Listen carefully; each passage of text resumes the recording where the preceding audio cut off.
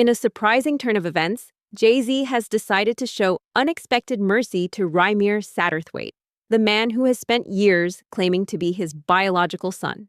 The hip-hop mogul has chosen not to pursue legal fees from Rymir after their prolonged court battle, a battle that centered around Jay-Z's refusal to submit to DNA testing. While attorney Lily Coley continues her separate fight against alleged corruption, Jay-Z's legal team has announced they won't seek any financial reimbursement from Rymir. The question that lingers is, why this sudden act of compassion? Is it genuine sympathy for a man who may or may not be his son? Or is it the cold calculation that Rymir simply cannot afford to pay, making any legal pursuit a waste of time and resources? For someone of Jay-Z's wealth, Rymir's potential payments would be nothing more than pocket change. Perhaps this is Jay-Z's way of declaring victory and moving on, dismissing the entire saga with a simple message. I don't need your money. You can't give me anything anyway.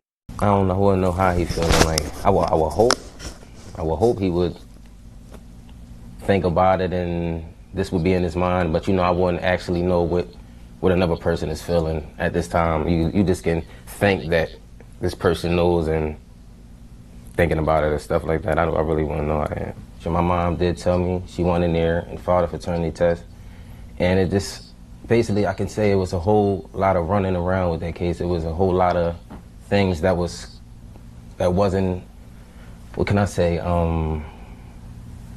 we didn't have enough information to push the case. That's what I basically can say. We didn't have enough information to keep the case going. So it was a big case to me because, I really wanted to find out who my father was, and for the case not to go how I was planning it. I really thought it was going to go different than what it was, but I really feel like it should have been over with because, I feel like if it was anybody else, I'm not saying this because people got higher standards or people make more money than that, but it's just different because, if it was anybody else that made a low income, I feel like they would have had them in there way faster than people that's wealthy.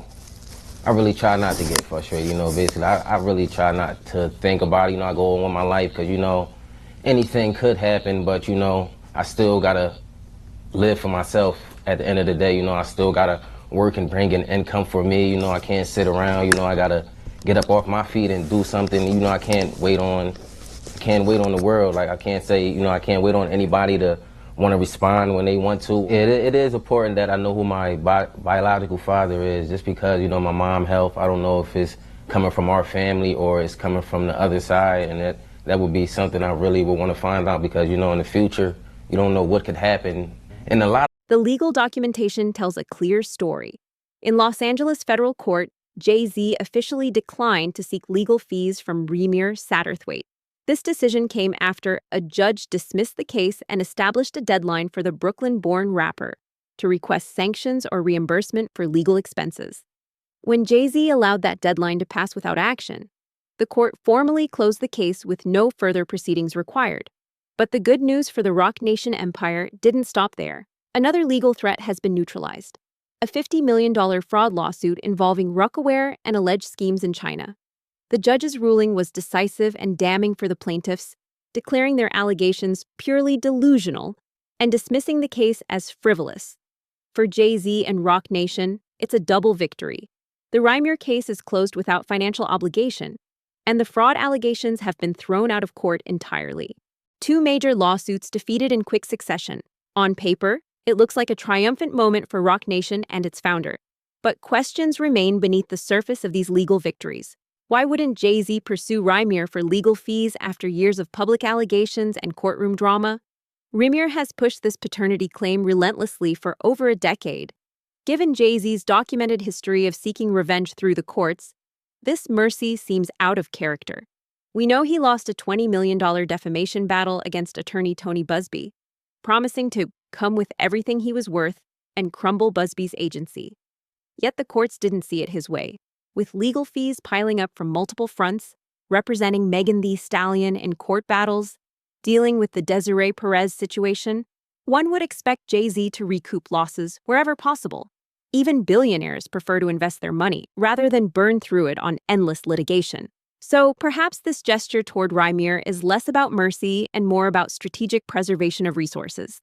From the heights of hip-hop legal drama to the depths of Hollywood's fallen stars, Kevin Spacey, the Oscar-winning actor, once celebrated for his commanding performances, has become a cautionary tale of how quickly fame can crumble.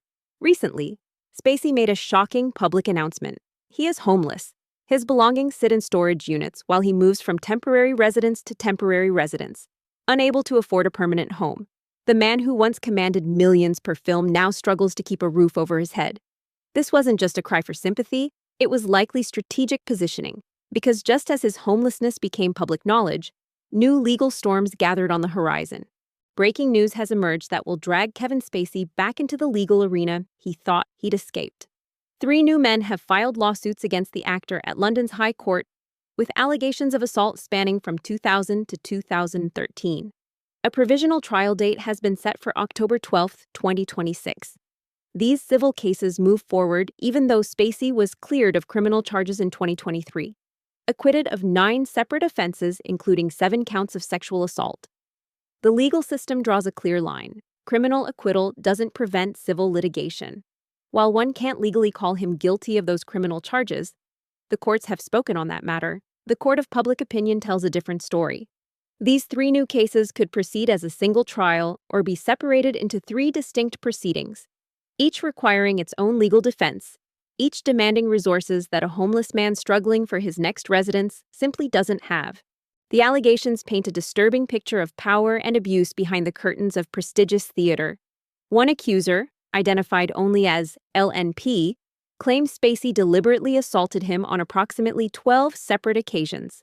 Another man, referred to as GHI, alleges he met Spacey through a workshop at London's Old Vic Theatre and suffered severe psychiatric damage and financial loss from an assault in 2008. The third accuser, Rory Cannon, has come forward with his name attached, claiming Spacey groped him at a party following the press night for Tennessee Williams' Sweet Bird of Youth in 2013. The Old Vic, short for Victoria, was Spacey's kingdom from 2004 to 2013, where he served as artistic director. According to these allegations, he wielded his power freely, inappropriately touching these men while hiding behind his status as a celebrated, successful actor who believed his position made him untouchable. For many, Kevin Spacey will forever be remembered as the manipulative Frank Underwood from Netflix's House of Cards, a role that now seems eerily prophetic. But that career has flatlined completely. No new films on the horizon, no new projects in development, nothing but the announcement of homelessness and mounting legal battles. Now he faces 3 new allegations from 3 new accusers, potentially 3 consecutive trials, all scheduled for that October 2026 date in London. The legal fees alone will be astronomical, fees that a man without income, without a home, without a career to return to, simply cannot afford. Civil trials may not carry the threat of imprisonment like criminal cases, but they carry the weight of financial ruin and continued public disgrace. Spacey has admitted to being too handsy and acknowledged bad behavior, though he refuses to use the word grope to describe his actions, a careful parsing of language that won't save him from civil liability. The cycle seems endless. Criminal trial leads to acquittal, but civil lawsuits follow. One trial leads to another, then another, then another. For those who face major sexual assault allegations and criminal trials, the legal nightmare rarely ends with acquittal. The civil lawsuits continue indefinitely, each accuser seeking financial compensation, justice, or perhaps both. Kevin Spacey might as well set up permanent residence in the courtroom itself. When proceedings adjourned for the day, he could simply stay there, sleeping in the gallery, because that courtroom will be his most consistent address for the foreseeable future. Behind the scenes of power and privilege, these men operated with impunity, convinced that their status, their wealth, and their influence would shield them from consequences. They moved recklessly, behaving as though the rules that governed ordinary people simply didn't apply to them. But the walls are closing in. One by one, the allegations surface. One by one, the accusers find their voice.